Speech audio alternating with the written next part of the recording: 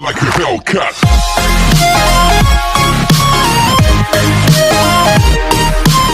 Sengki.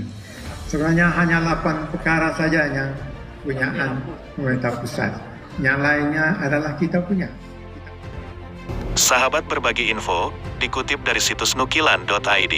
Ketua Majelis Tinggi Tuhapat Partai Aceh Malik Mahmud Al-Haitar menegaskan Ketua Umum Dewan Pimpinan Aceh, DPA, Partai Aceh Muzakir Manaf alias Mualim, satu-satunya kandidat calon gubernur Aceh diusung pada Pilkada 2022.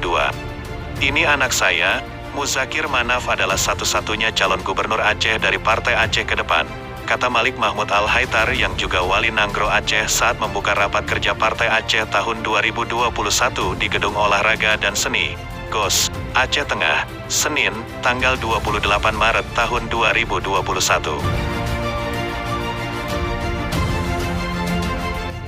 Ia menegaskan bahwa Partai Aceh adalah partai milik seluruh masyarakat Aceh, yang wajib didukung dan dipertahankan sebagai simbol perjuangan untuk menyejahterakan seluruh rakyat Aceh.